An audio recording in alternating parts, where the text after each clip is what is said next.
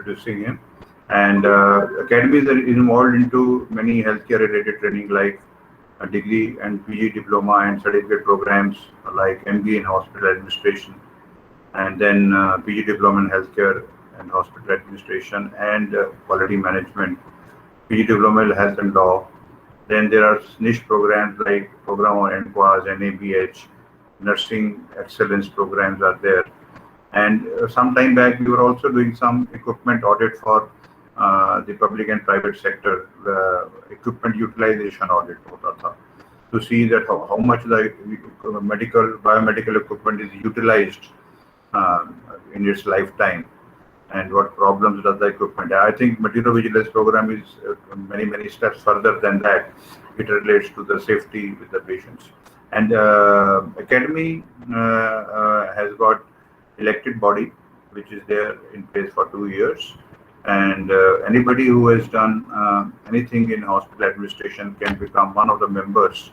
We have associated like memberships here. I think you can also visit it and see what type of membership you can take for Academy. Okay.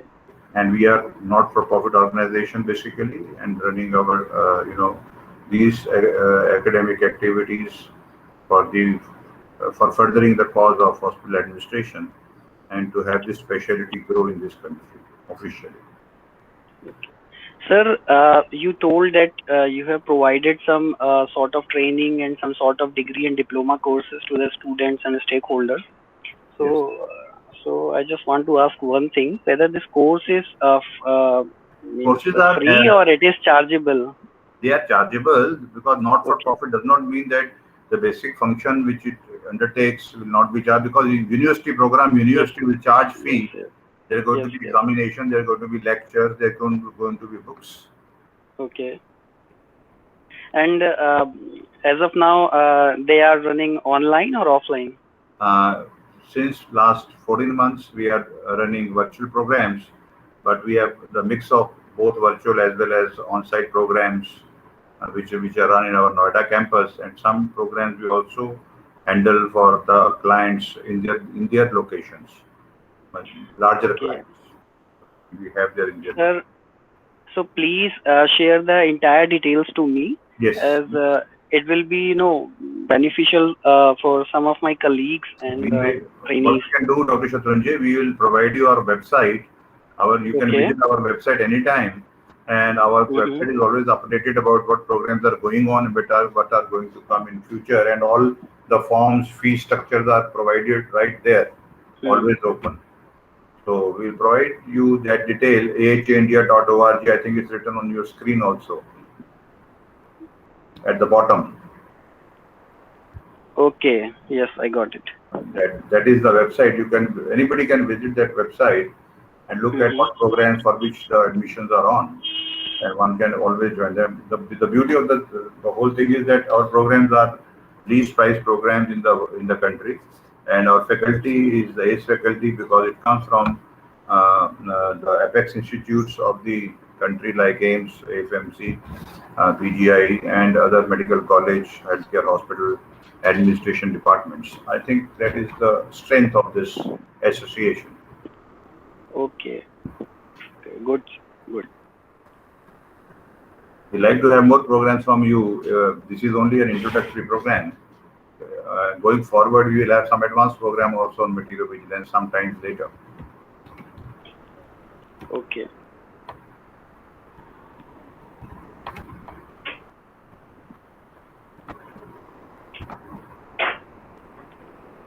So, sir, you are waiting for some more participants? No, or we are not waiting. We are waiting for the exact time to start the program. It is 3:59 already. Okay. So Okay. we'll set the ball rolling. Sure, sir. Sure. Participants will keep on joining. Welcome, Dr. Rajiv Patni. Welcome.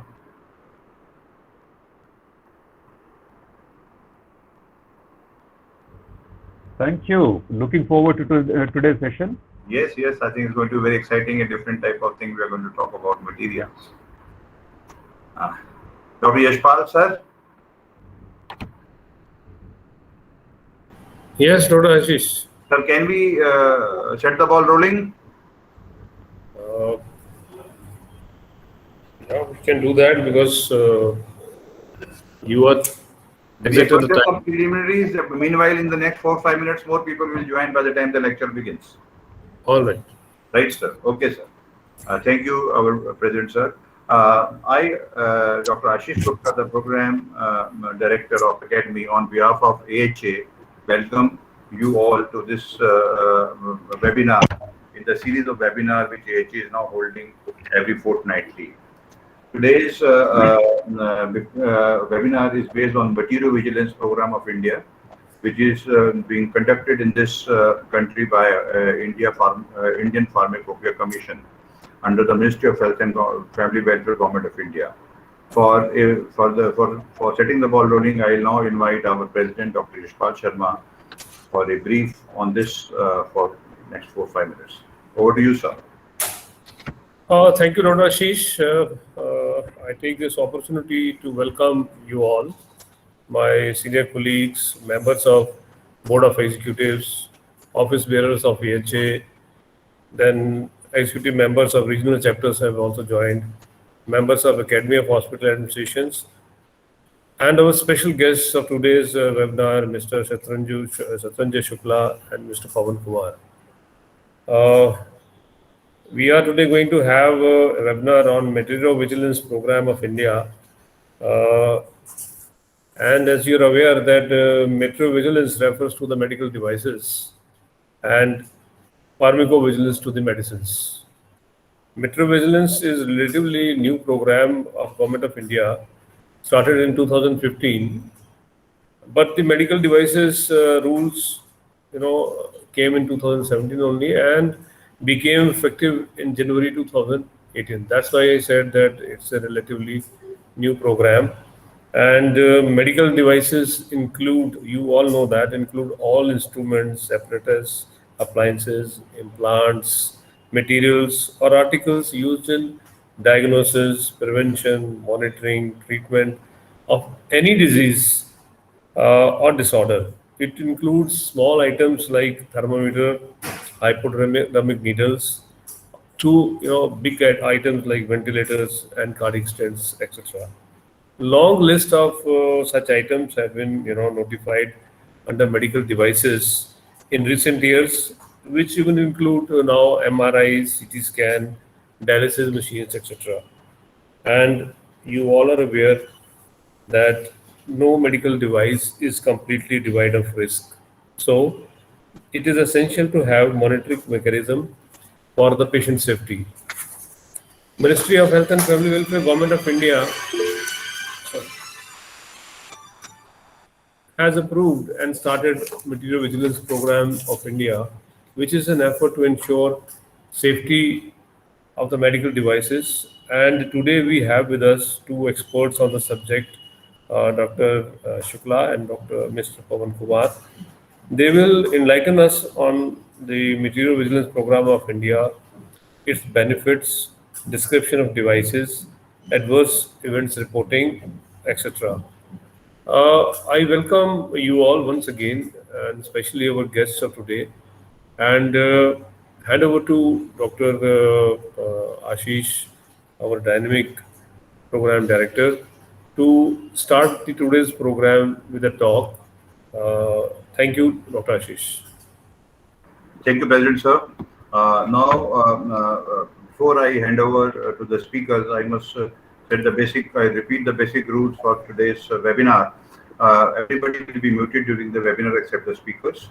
And all the questions, queries can be put into the chat box, which I will put to the speakers at the appropriate time on behalf of the people attending the webinar. In the end, towards the end, there will be 10-15 minutes, depending on the time available, open house session where people who want to comment can put their name in the chat box that they want to give a brief comment. Please be very brief in your comments when you give comments, or they want to ask directly or discuss directly with something with the speaker, they can come forward, put their name. I'll give them suitable time to interact with the speaker. Now, Dr. Shatranjay Shukla is a scientific assistant with the Material Vigilance Program of India in India Pharmacopoeia Commission, Ghaziabad. He is going to talk about introduction of reporting, overview of the Material Vigilance Program of India. I think many of our attendees are interested to know what actually it encases. Followed by his talk will be a talk by Mr. Pavan Kumar, who will talk about. He is a material vigilance associate with the department. He is going to talk about introduction of the reporting tools, how the tools are to be used for reporting any events, adverse events or other events which are happening with the things. So I don't waste any time in between. So I welcome Dr. Shatrunjay Shukla. Over to you, sir. Thank you, Dr. Ashish and Dr. Jaspal, for providing me such a good platform. Very good afternoon to everyone. Myself, Dr. Shatrunjay, and I am serving as a assistant scientist in the Indian Pharmacopoeia Commission, Ministry of Health and Family Welfare, Government of India. And today I'll be briefing about the program, which is Material Vigilance Program of India, its objective, concepts and terminologies which are used here and there. So I'm just sharing my screen.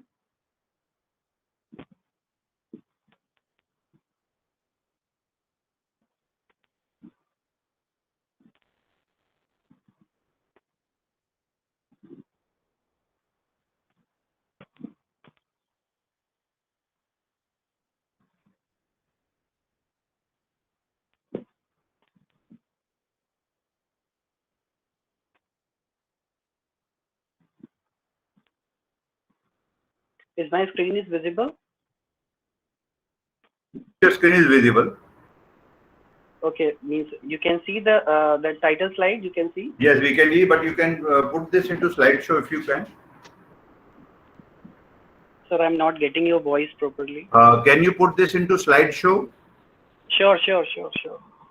Yes, that is better. Okay. Suppose you change the slide. Let me see whether it is changing or not. Okay. Yes, that is all right. You can go ahead, Doctor. Okay. Thank you, Dr. Ashish. So once again, good afternoon to everyone. Myself, Dr. Shatrunjay, and by profession, I'm a toxicologist. And today I'll be briefing about the program, Material Vigilance Program of India. But before moving on my topic, first of all, as I am associated with the Indian Pharmacopoeia Commission, so I would like to showcase the services which are being offered by the Indian Pharmacopoeia Commission. Indian Pharmacopoeia Commission publishes Indian Pharmacopoeia. It is a book of legal standards prevailing in the country, and this book is published on behalf of Ministry of Health and Family Welfare, Government of India, by the Commission, in order to fulfill the requirements of Drugs and Cosmetics Act 1940 and Rules 1945. IPC also provides Indian pharmacopoeial reference substances and impurity standards to the stakeholders so that they can comply with the pharmacopoeial monograph requirement.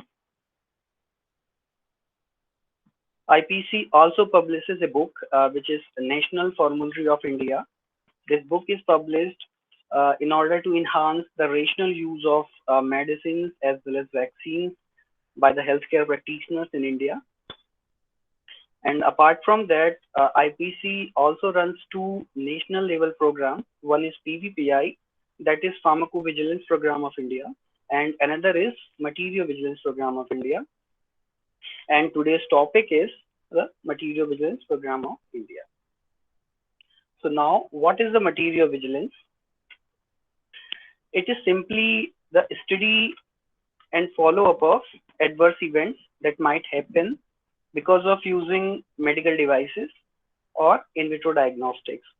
Or more precisely, I should say, it is a coordinated system of identification, collection, reporting, analysis of an undesirable event which is associated with the device, and protection of the patient's health by preventing its reoccurrences.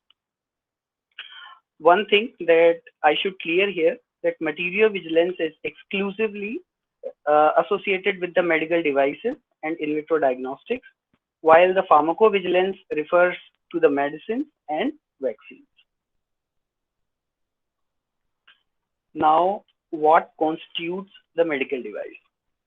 So, As you can see at the bottom, as per the Gazette notification of India, all the devices, whether it is an instrument, apparatus, appliance, implant, material, or any article, whether it should use alone or in some kind of combination, including a software or any kind of accessory, intended by its manufacturer to be used specifically for human beings or for animals.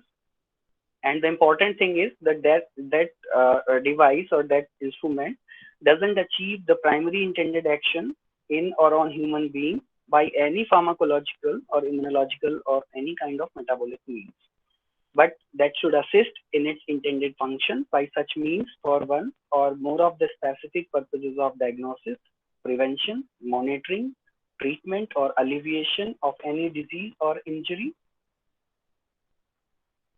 or purposes of diagnosis, monitoring, treatment, alleviation, or assistance for any injury or any kind of disability, any kind of investigation, replacement, or modification or support of the anatomy or of a physiological process of human body, or supporting or sustaining life, or for disinfection of the medical devices and control of consumption. All things which falls under the categories that I have told you, they constitute medical devices and in vitro diagnostics. Now, how the devices are different from drugs. You see, the drugs, they are based on the chemistry as well as pharmacology, while the devices, they are based on the engineering.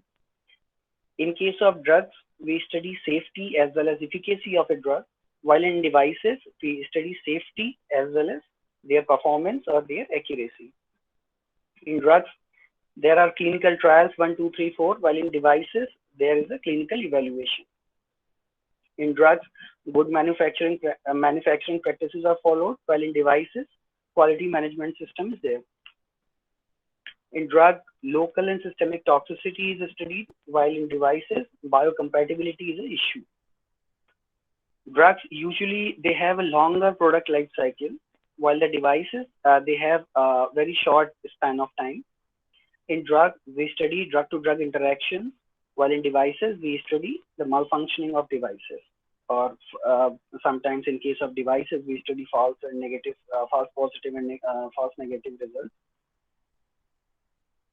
Now, the devices and diagnostics in our country, they are regulated by the Medical Devices Rules 2017.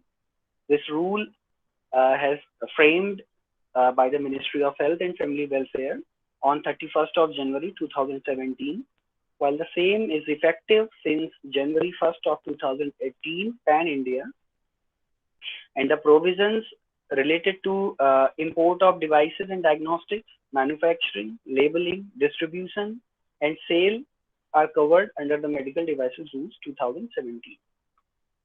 It means devices and diagnostics in our country are governed by the Medical Devices Rule 2017 and their amendments further. Now, how they are classified? See, devices and diagnostics, they are classified as per the Medical Devices Rule, and this classification is based on the risk, what they are imposing to the patients, to the user, or any third party. Devices and diagnostics, they are classified from class A to class D. It is a risk-based classification. It means that class A, it is the lowest risk-imposing category, and while the class D is the highest risk-imposing category. You see, class A devices constitute like thermometers, tongue depressors, surgical dressings, cotton swabs.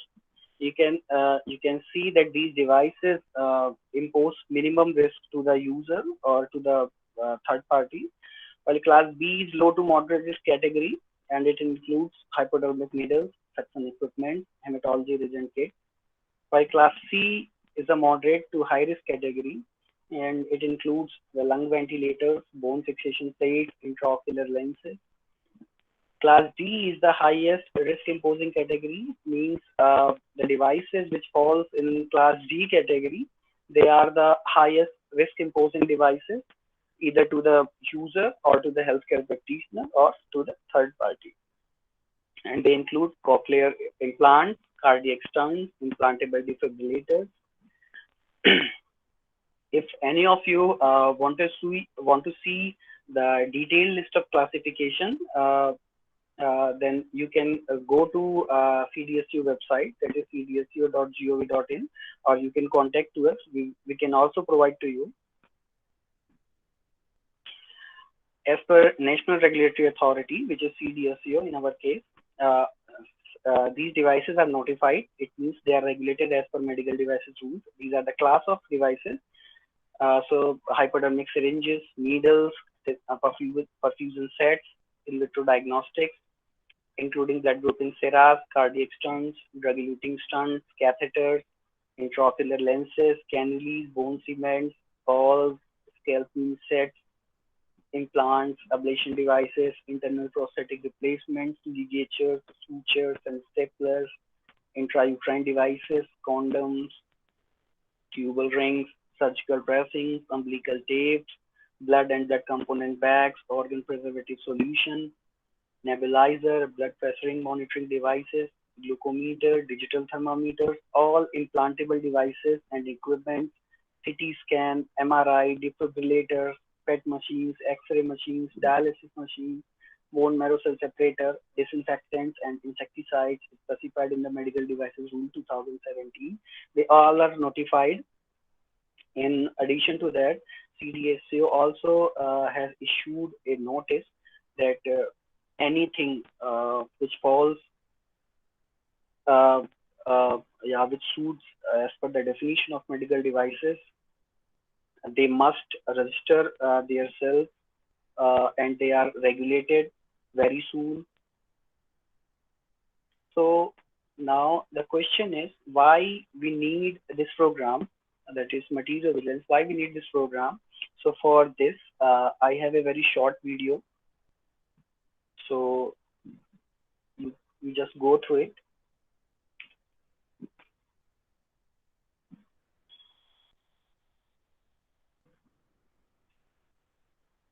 Is audio there? We are not getting audio. You are not getting audio, so it's just a minute.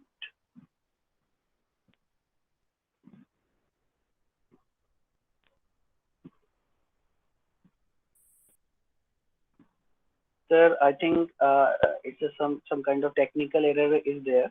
So meanwhile, I'm just starting this video. You can see it.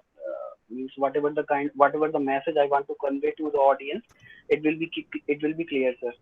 Okay.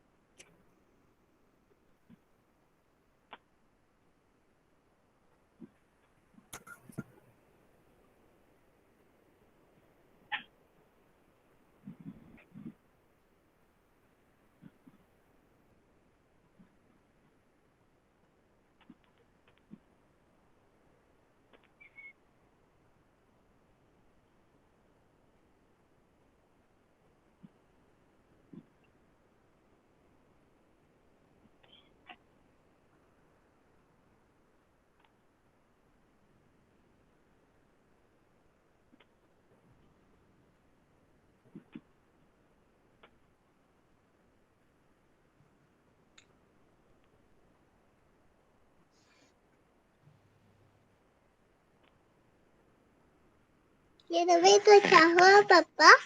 ये दवाई तो बंद हो जाता।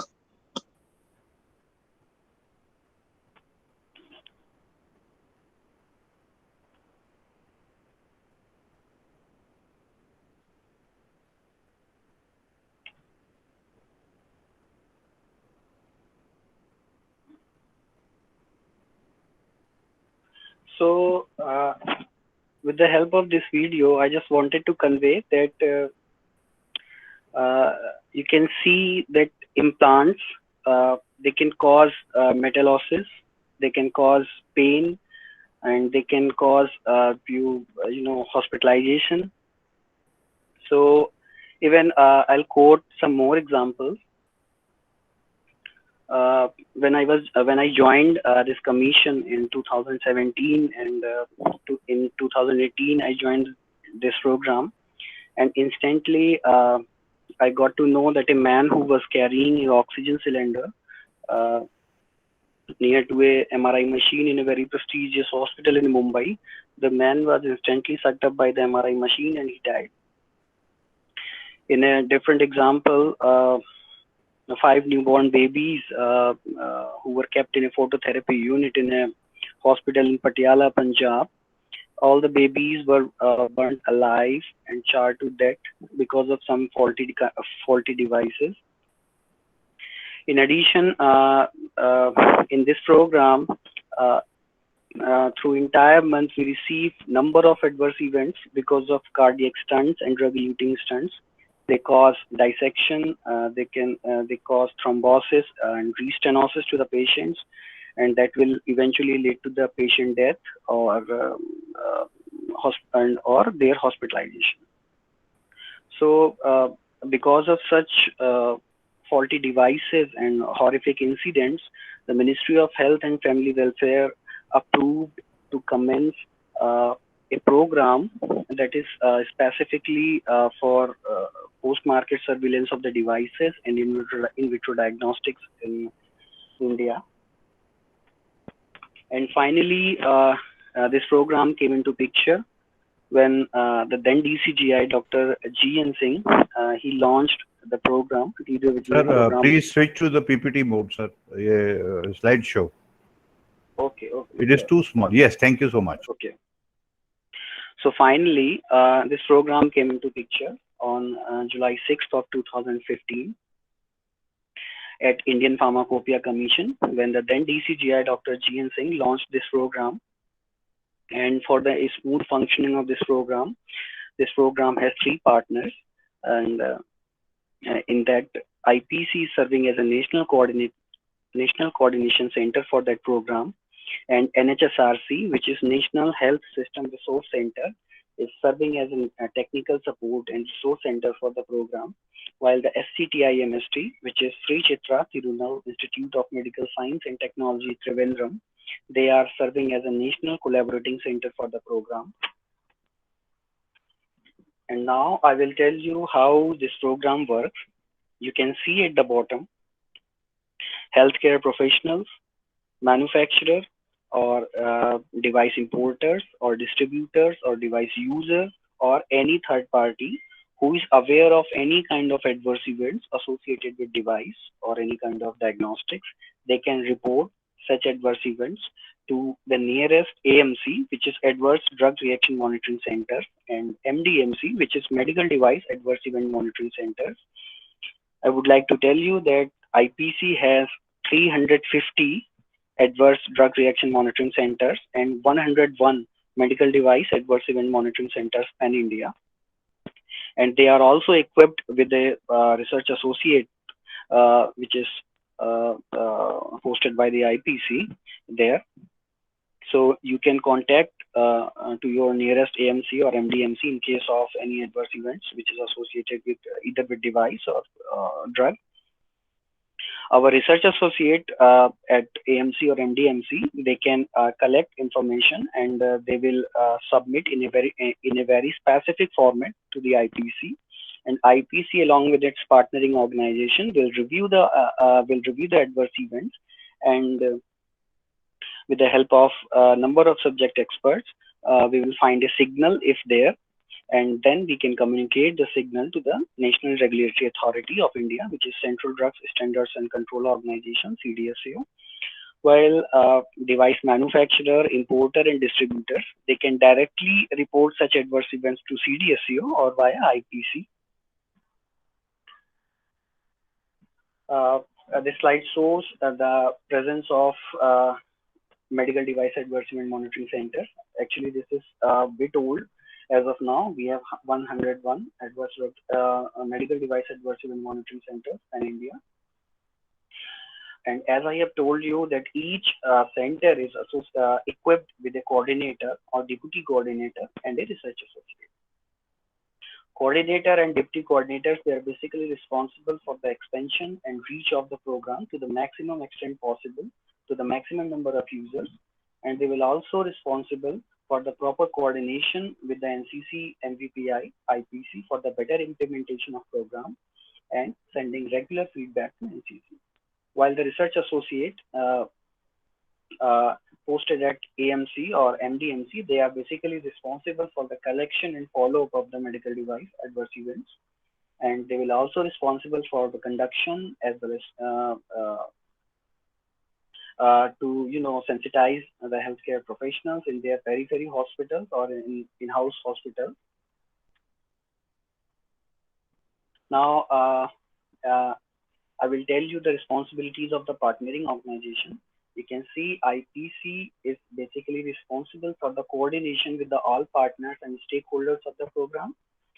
IPC is also responsible for the expansion and upgradation of tools and techniques available under the ambit of program, recognition of new centers pan-India, recruitment and deployment of manpower in throughout pan-India is responsibility of the IPC.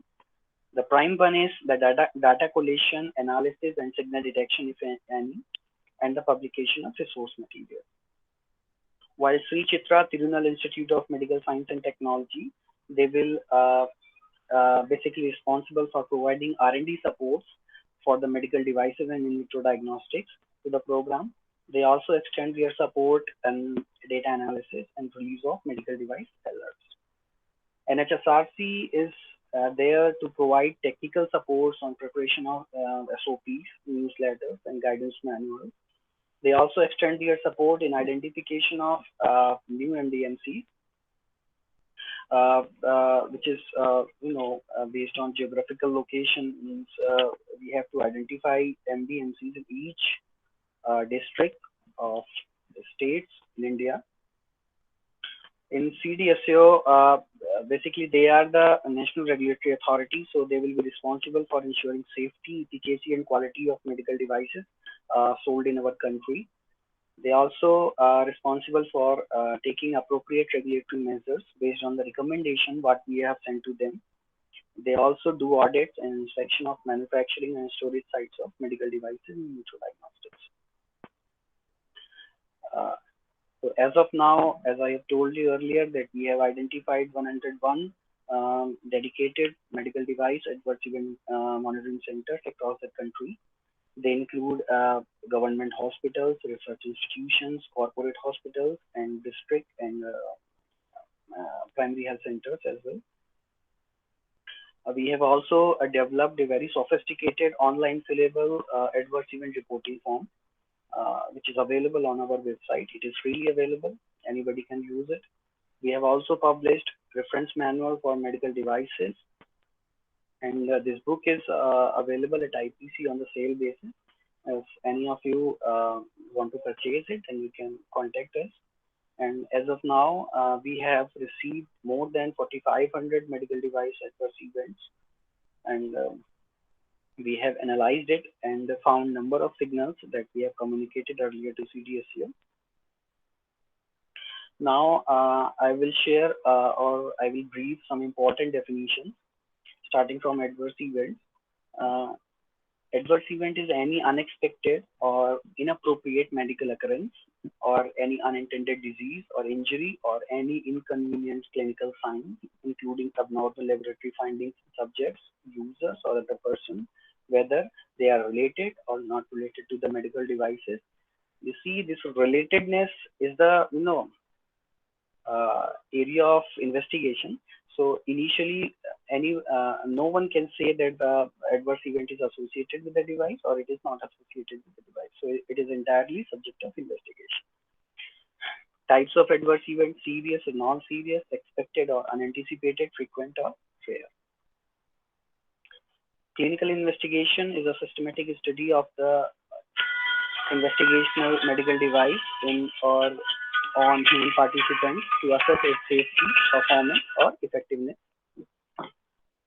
While the performance evaluation is for in vitro diagnostics, it is a systematic study of a new in vitro diagnostics on a specimen collected from the human participants to assess its performance.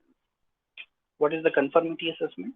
The systematic examination of evidence generated and procedures undertaken by the manufacturer to determine that a medical device is entirely safe and performs as intended by the manufacturer, and therefore conforms to the essential principles of safety and performance of medical devices as per Medical Devices Rule 2017. Now, I will switch to long-term use definition. You see, there are long-term use, short-term use, and transient use. Long-term use is it is a continuous use of a medical device for more than 30 days, while the short-term use is intended continuous use of a medical device for not less than 60 minutes to not more than 30 days, while the transient use is a device used for less than 60 minutes. They constitute transient use. And what is a notified body? Notified body is a body corporate or any legal entity which is registered under the Rule 30 as per Medical Devices Rule 2017 to carry out the audit of the manufacturing site, assessment and verification of the specified category of medical devices for establishing conformity with the standards available in our country. What is the post-market surveillance? Post-market surveillance is a practice of monitoring the safety of a medical device once it has been released into the market. Now, what is the recall? This is a very important definition. Recall is any action which is taken by its manufacturer or any authorized agent or any supplier to remove the medical device from the market or to retrieve the medical devices from any person to whom it has been supplied earlier because the device is hazardous to the health of the patient or to the user or any third party, or it fails to conform to any claim which is made by its manufacturer relating to its quality, safety or efficacy, or it doesn't meet the requirements of the Act and these rules. Now, field safety corrective action. A field safety corrective action is an action which is taken by the manufacturer to reduce the risk of death or any kind of serious deterioration in the state of health associated with the use of a medical devices, which is already is available into the market, and such action should be notified via a field safety notice.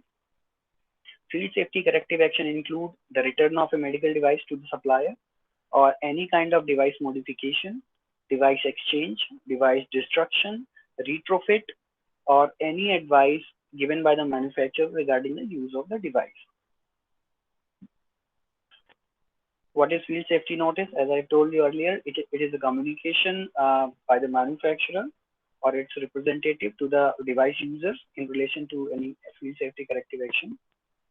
What's the root cause analysis? It is a method of problem solving used for identification of the root cause of the faults or the problems associated with the device use. Now, what is serious adverse events? Audience, please be noted. This is a most important definition and term.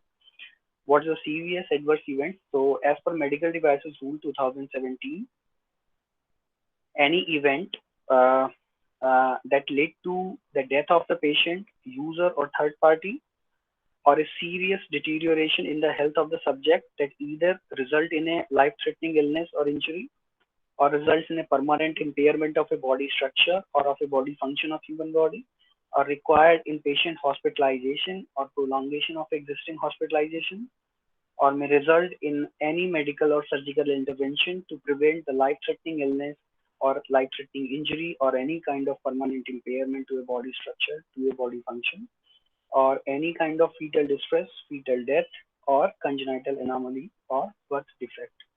All such events, they constitute serious adverse events. What is the signal detection? Signal detection is identification of patterns of adverse events associated with a particular medical device that warrant further investigation. Non-serious adverse events. Adverse events other than serious ones, they are non-serious adverse events. Frequent one, which is very common. Rare, which is very unusual. known adverse events that are the adverse events that are already known or documented, unknown adverse events which are not known till date. So, who can report medical device adverse events? So you can see at a screen left on top, you see manufacturer of a device or its legal representative or importer, distributor of a device, hospital managers, including you people, administrators, staff nurse, doctors, pharmacists, biomedical engineer, and even patients. They can report adverse event to the nearest MDMC or AMC or directly to the IPC. And why we should report such adverse events? Because to err is human, but not to learn from mistakes and not to communicate the lessons what you have learned from those mistakes is entirely inexcusable.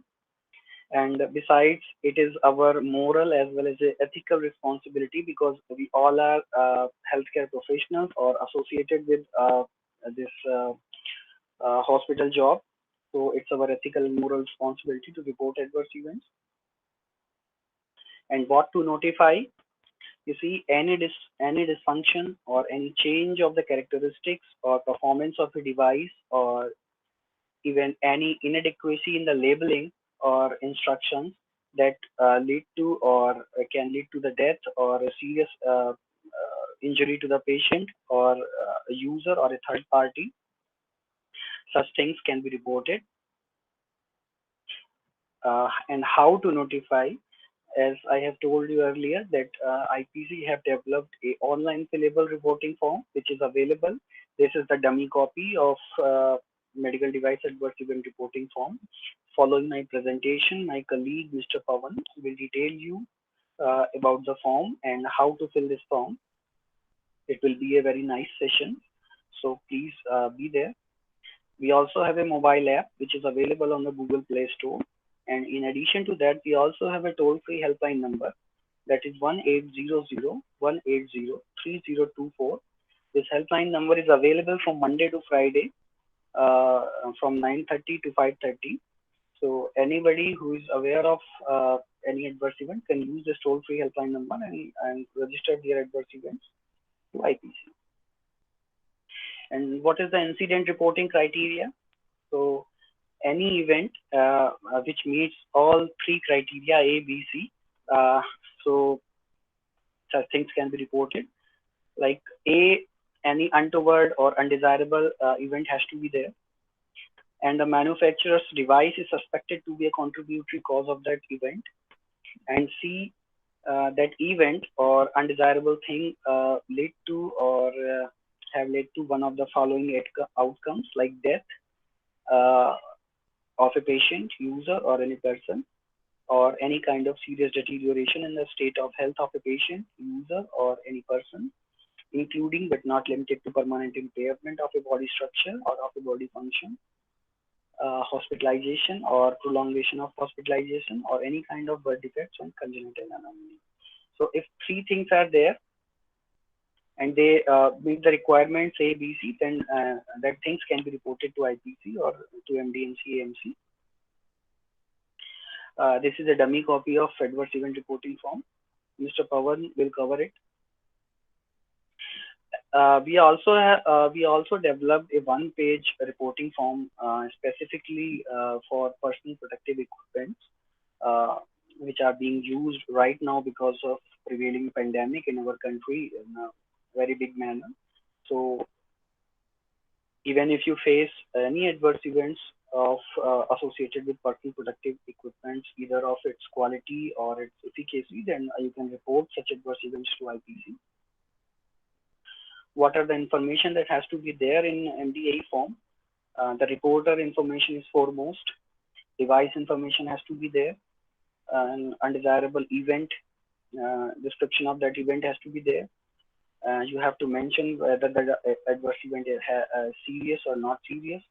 Patient information, just patient initial. We don't need patient name or any personal information. We just need gender of that patient, either male, female, or transgender, or age or body weight. That's all. And what are the action taken by the reporter or by healthcare practitioner or by the manufacturer, or is there any relationship or not?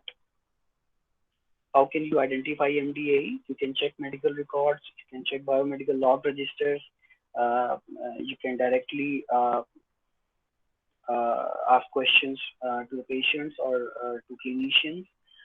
Safety alerts issued by the regulatory bodies, you can check that. You can visit different departments in your hospital, and you can create awareness like this program. What are the timelines for reporting adverse events? As per medical devices rules, any kind of serious adverse events must be reported within 15 calendar days of becoming aware of that event, while not serious adverse events, they has to be reported within 30 calendar days of becoming aware of an event. One thing that I would like to clear here, that this timeline is entirely for manufacturer or their legal representative, or for distributors or importers. And this timeline is mandatory. They have to report within time frame, but this timeline is not mandatory for the healthcare professionals. So they can report as early as possible, but there is no timeline for healthcare professionals. What happens when you report adverse event to IPC? IPC collects and ensures the completeness of relevant information in that MDA reports, and if necessary, we investigate incident reports from stakeholders and other regulatory agencies and medical device users, including hospital and staff. We also have number of subject experts on board. So if when we require any kind of consultation, we consult our subject experts. We also disseminate information like safety alerts, recalls, labeling change to the regulatory authority and to our centers as well. We also exchange information with the other foreign regulatory agencies. What are the benefits of this program? As now you will be knowing that with the help of this program, we can generate a medical device safety database, which is exclusively based on the Indian population. And we can forward inputs to the CDSCO so that they can take evidence-based regulatory decisions in our country. Educational initiatives to the healthcare professionals for improving safe use of medical devices and diagnostics can be taken. With the help of this program, benefit-risk ratio of devices can be assessed. We can update information leaflets. We can issue new warnings or identify new adverse events, contraindication, and precautionary measures. And the population-specific data can also be generated. Safe and effective use of medical devices can be achieved in our country, and the public confidence can be restored and enhanced in the government initiatives. Why this program is important? Because safety of more than 1.39 billion people is a very big concern for the government, and to provide safe and effective medical treatment is also one of the mandate of Indian government. Even some of the studies have shown that medical device adverse events in India, which leads to hospitalization or prolongation of hospitalization of the patient, they constitute a significant economic burden on the patient as well as on our country. And to avoid substandard and incompatible devices, which are constantly being flooded in our market, so it is of utmost importance to have a vigilance system in place to record feedback directly from the patients or the healthcare practitioners. So, and these are our contact details. You can catch us on toll-free number. We also have a social web page. On the title slide, there is my email ID. You can write to me.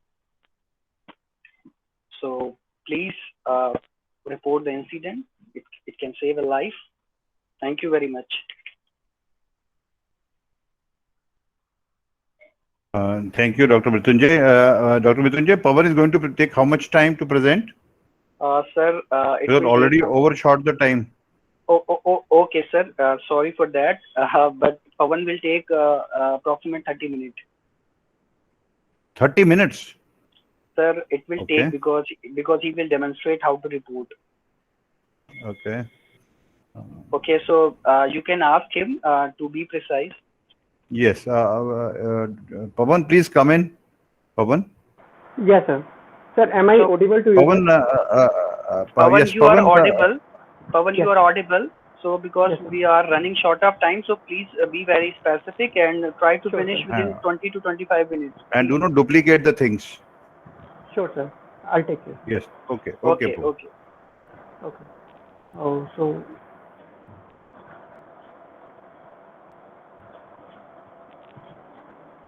Shatrunjay, you can unshare your screen. Yes. sir,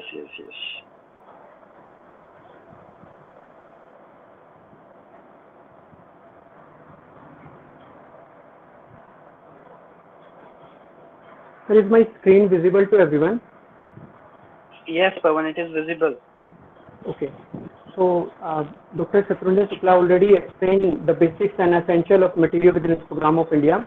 So now I will explain the if anybody come across the practically come across any adverse event, how they can report it to IPC. So we have certain modalities for reporting of adverse events. So basically for MVPI, these are the three modalities that we are taking the information of adverse events. First is the medical device adverse event reporting form.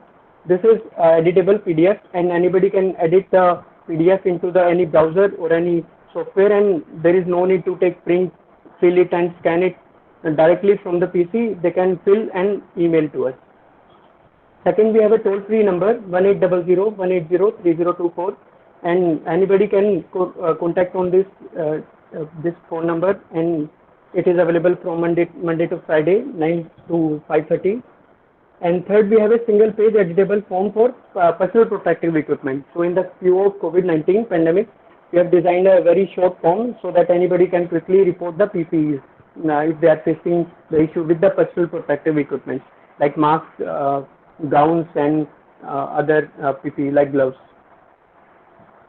So this is a medical device adverse event reporting form. This is 4-page form. At the first sight it looks very long, but this is very systematically designed to capture the most relevant information associated with the medical device adverse events. So there are 9 sections in this form. Basically we have 3 main things in this form. One is the device details, second is the reporter details, and third is the patient information and the adverse event information. So these are the major information that we have. So section by section I will go through the form, and then I have a very short case study that will demonstrate that how we can report the adverse event. So this is the first section, journal information. Here we ask the date of report on which the reporter get aware about the adverse event, and then we have a type of report. So if the notification about the adverse event is going for the first time, then we can mark initial. If some additional information is available for the already reported form, then we can mark it as a follow. And if all the information is available and there is no indication that in future there will be some more information, then we can mark it as a final report. But if we are looking at a local trend, for example, a ventilator is creating same problem again and again, and we are looking at a local trend, then we can mark the trend option and we will give special concentration on that report. Then we have reporter reference number for our medical device monitoring centers.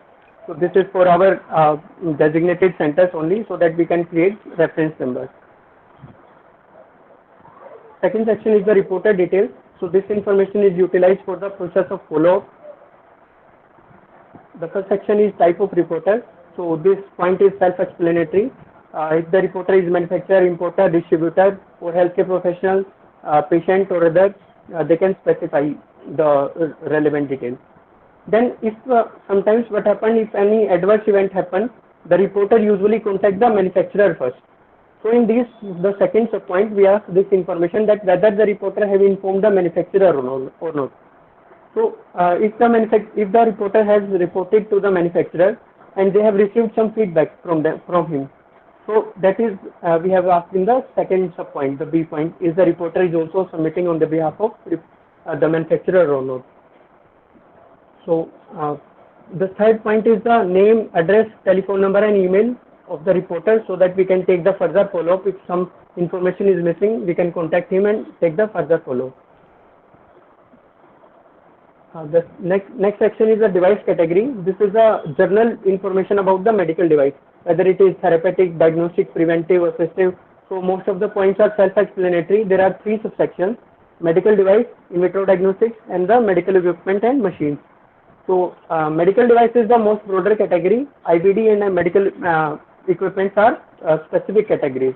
For example, X-ray will come into the medical equipment because it has preventive maintenance, calibration, all those life cycle steps.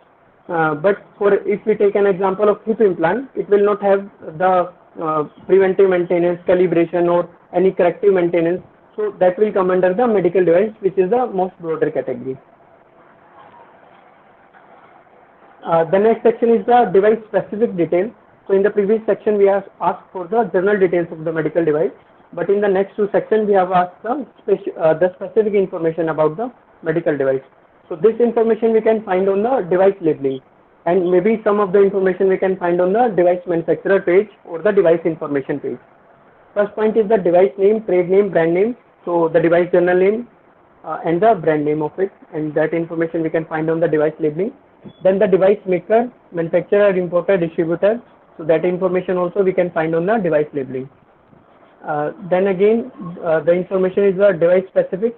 If the device is notified under the medical device rules, the first point is, if it is regulated, then we can mark yes. And as Shatrunjay sir told, that there are 4 categories of risk-based categories of medical device. So in which category it is coming, we can mark the relevant option. Then we have license number, catalog number, model number, lot number, batch number, serial number, software version. All of this specific information we can find on the device label. Then we have the device nomenclature, UDI number. So nomenclature is the standard name of medical device which we can find on the website of GMDN, which is Global Medical Device Nomenclature, and UMDNS, which is Universal Medical Device Nomenclature System. So there are some other nomenclature systems also. For example, EMDN is also coming. So these nomenclature systems give a standard name to every medical device. For example, in chemistry we have IUPAC names. In drugs we have MEDRA for medical dictionary. So same way they are giving standard names to all the medical devices. Then we have UDI number. So as per Medical Device Rule 2017, every medical device which is being sold in India after 1st January of 2022, so they have to have a UDI number, unique device identification number, which is combination of a device identifier and a product identifier. Then the installation date, expiration date, and last preventive maintenance. So installation date and expiration date we can find on the biomedical department of if the department is available at the hospital. This information we can find that on which date the device was installed. Then preventive maintenance and calibration also we can find with the biomedical department. So most of these points are self-explanatory. If anybody have any question, any doubt, they can ask us specifically. So I'll just move to the next section as we have less time. Next section is the event description. So date of event, date of implant and explant if the device is implantable. Then the location of event. So these points are self-explanatory. Then device operator. If like for example we have glucometer, then patient may be the user. But if it is an implantable device, then definitely healthcare professional, the doctor will be the user. Sixth point is the device deposition. So after the adverse event, where the device is located. So we ask that location in the fifth point. Sixth point is the device is being used after the adverse event or not. So if the device is still used, then we can mark yes, otherwise we can mark no. Seventh point is the serious event. So as per the medical device rules, if the event is lying, if the outcome is lying in this, if the outcome is death, life-threatening, or disability or permanent damage, then all these points, then when we can mark it as a serious event. Otherwise, the event will be non-serious. 9th point is whether any other medical device was used at the same time when the adverse event happened. For example, if stent is being implanted and some adverse event happened, like stent got break while implanting, it got some fracture. So the stent delivery system will be the associated device. So that information we are asking in the 9th subpoint. Then the 10th subpoint is the detailed description of event. So this is the most important part of this form, and we expect a systematic flow in this section. So we ask for for example, we ask for the symptoms of the patient when the patient presented to the hospital, then the diagnostics, treatment, and what went wrong, like the adverse event and the management of adverse event. So these 5 points we ask in the detailed description of event, and it is a good practice to attach all the relevant documents like diagnostic reports, the discharge summary of the patient, along with the reporting form, so that we can have a good causality of the event. The 11th and 12th section is reserved for the manufacturers, as they are having the supply data. So we ask them that how much of the what is the frequency of these events, how much the events are occurring in India, and comparing to the world. So 11 point and 12 point is reserved for the manufacturers only. Then the patient information. So this point is also very important for the causality assessment, as the weight, gender, age, and the other like comorbidities of the patient are very important for knowing the patient condition and whether the device has really caused the adverse event or not. So this information is really very important for a good causality. So it is a good practice to give all the information along with the form. Then this is the third last point, healthcare facility information. This is also utilized for the follow-up process.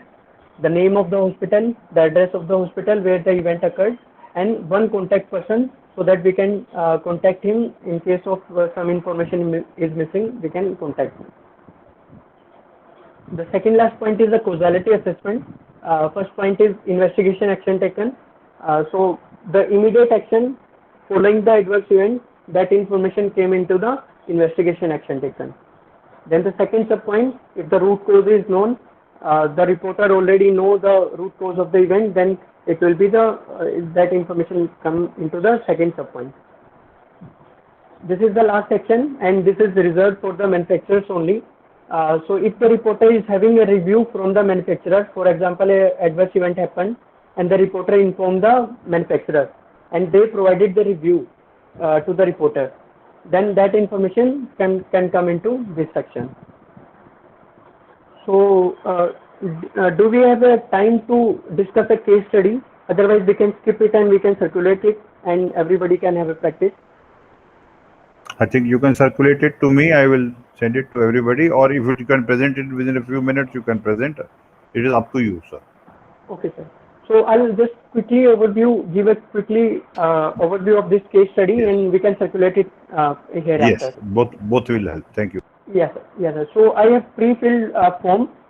So I will tell the major events in this case study. So this is a intrauterine contraceptive device which comes under class C as per medical device rules.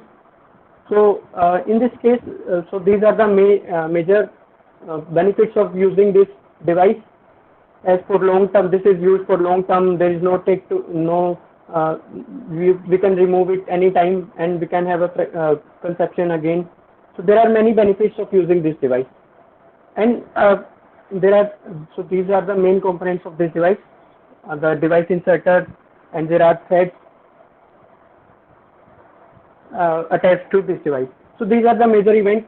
So this adverse event we have taken from the real adverse event. All the facts we have changed, but the events are real. So in this event, what happened? One female patient was there, and the IUCD was inserted for the contraception, and the device break inside the patient after some time. So in this case study, we have in June 2020 the ICD was inserted. In October, the device was dislocated inside the patient, and in January 2021, the device the break was diagnosed. So these are the dummy data that we have hypothetically imagined. These are the patient information that we have provided, and these are the main events. On June 21, drug-eluting intrauterine contraceptive device was inserted in a 29-year-old female.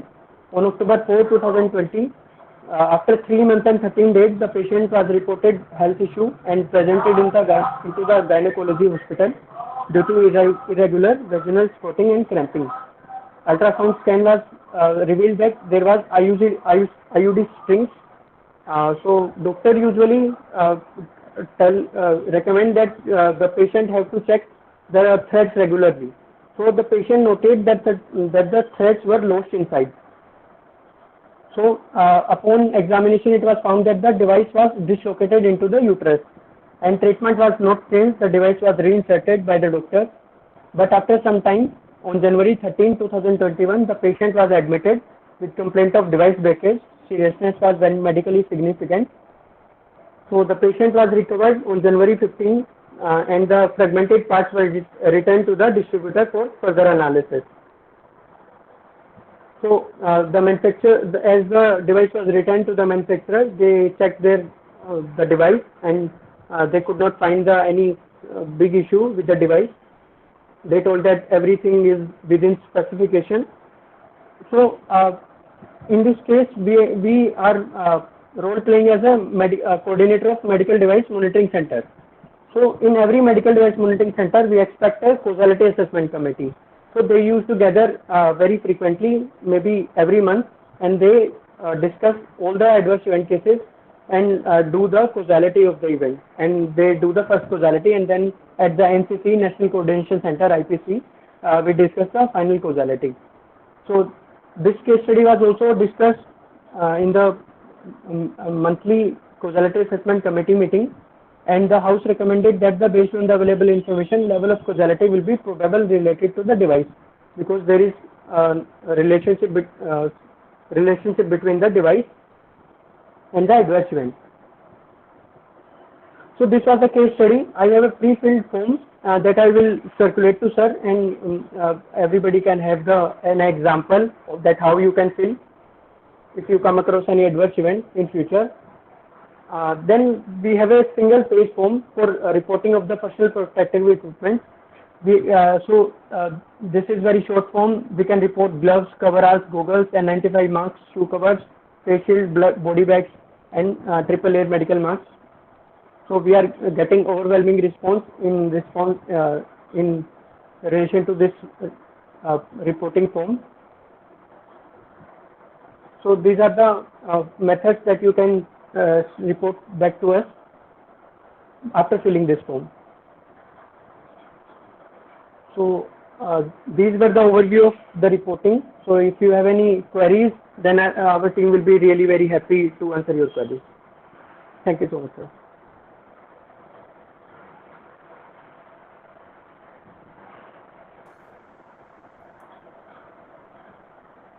Pawan, thank you, Dr. Shatrunjay. For Dr. Shatrunjay, will you please stay for some time for answering some questions if there are any, Shatrunjay? Now, I will. Okay. Okay, sir, I'll be there. Yeah, please, sure. 5 minutes. We'll have question answers. Anybody who wants to ask a question can put up with the questions right away to him directly. Anyone? Doctor, okay. I think you have answered most of the questions on the chat box which were asked. Yes, I have. And we have also uploaded the links for the reporting forms there. So, yes. Anybody who wants to comment, Dr. Anil Gomes, you want to come in and say something on it? Please unmute yourself, Dr. Anil. Yeah, thank you very much. It was nice. I was listening to the entire presentation. Really very, very useful information, and thanks for organizing this. And thank you for to both of you, sir, for sharing your knowledge and expertise with us. We are immensely benefited. I would like to further follow it up with the material that you have shared. It will be really good. Thank you very much. Thank you, sir. Group Captain Rajiv Patni, do you want to say something on this?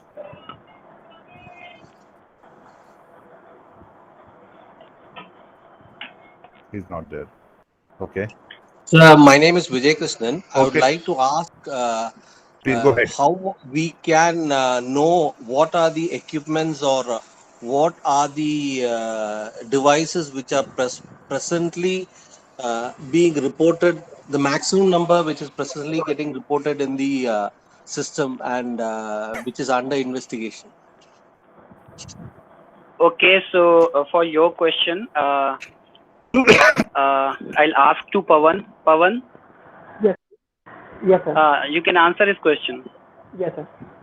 Sir, currently we are receiving many kind of like medical devices from all the sections, but most of the cases that we are receiving is from the cardiac mainly, and from time to time we generate many alerts to all for the public and for our medical device monitoring center, so that we can boost on those devices first. So you can check our websites, and you can check our website that what are the mostly reported adverse events.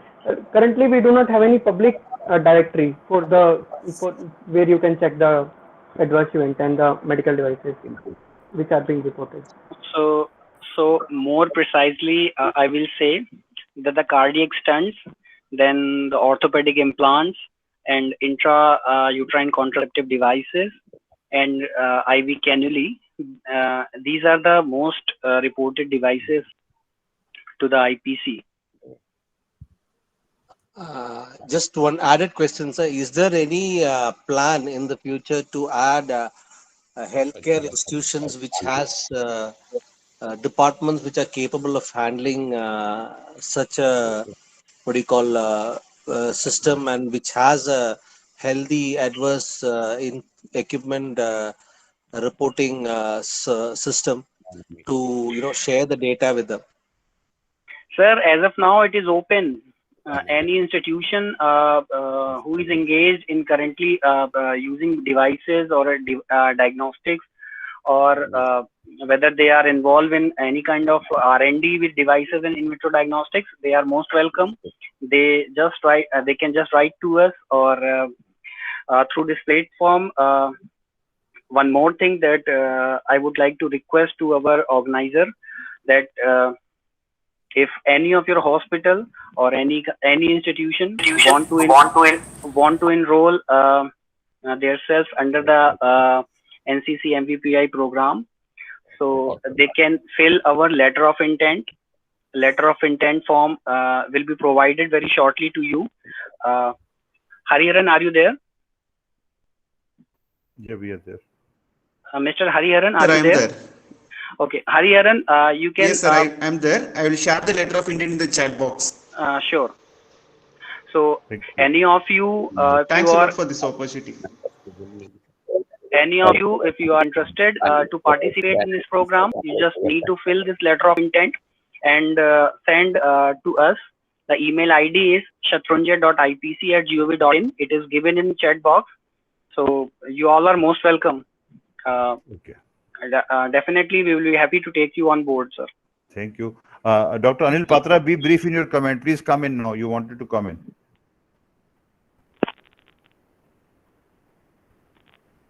Please unmute yourself, sir. Yes, go ahead, It is an excellent, nice, positive approach by AHA team together throughout the nation. And I salute the presenter who was vividly described in detail and in depth for future strategy and plan. Thank you very much. Thank you, sir. For the closing event to our president, Dr. Yashpal, sir. Sir, unmute yourself, sir. Dr. Kulleri is raising his hand. I think you can take his.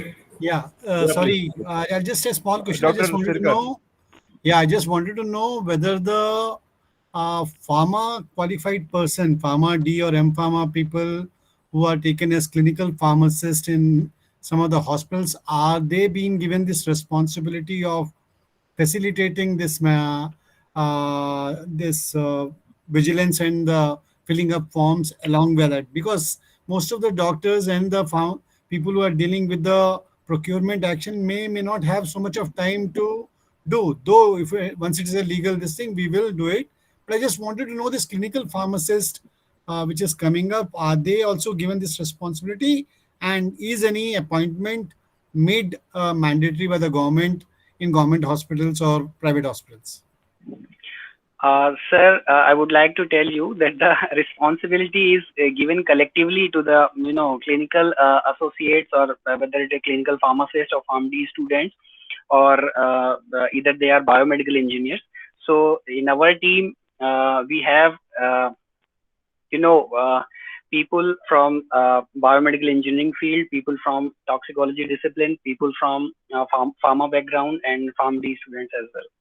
So it is, a team of all, basically. Thank you. Yeah, yeah, please. I'm really very happy, and I'm thankful to Dr. Shatranjay Shukla and Mr. Pawan Kumar and the other team members for enlightening us on the Meteorological Vigilance Program of India, and telling us about especially the adverse event reporting formats. And I'm surprised, even I was not knowing that even the PPE we can report on this format. It was an excellent presentation. I hope the AHA Life members and the students who have joined us are benefited from the program. I really appreciate your efforts, sir, and thank you once again from the side of AHA. For the information of the members, I would like to tell that this program was being recorded, and the members who could not join us because of their preoccupation, this will be a recorded program, will be put on our social media platforms. We are on Facebook, we are on Twitter, we are on Instagram. All these social media platforms are being used. Even the AHA website will be having this entire recording. I will request all of you to please subscribe and like the pages, so that in future also you can avail the benefit of the lectures or the webinars which have earlier taken place or will be held in the coming days. So, and then another thing I would like to tell you that our next webinar is after a fortnight, will be on 7th of August, and I'm very happy that Group Captain Rajiv Patni has offered to talk on pandemic, a failure of global health security. A very interesting topic, and I'll request you all to please join this topic, and if you want to send some comments, your suggestions, your observations, please send it across to Dr. Patni, or you can send beforehand also to AHA. We will be passing it on to him so that he can incorporate the same in his coming webinar. It is going to be really very good, because all of us talk that pandemic has been a failure of the global failure of the health security. Why an outbreak became a pandemic, and what can be done to secure our futures. So that's going to be a very interesting topic, and I will also request, some of the students have also joined. We have or the other members or the people who have joined here, they can become our members of AHA. We have membership drive also, that you can visit our website ahaindia.org, and the students can become student members. That is, that membership is available. So after becoming a member, at least we can send you the notifications for such programs which are being organized in a very regular manner. Thank you, Dr. Ashish. It has been, very well organized and an excellent presentation by Dr. Shukla and Dr. Pawan Kumar. I wish all of you good luck. Thank you. Thank you, President Sir. In the end, I thank all the participants who have spared their time to be here, and also my team at the head office, AHA headquarter, academic cell, who has been coordinating this program. Thank you and goodbye. Thanks a lot. Thanks a lot for this AHA team for organizing this program.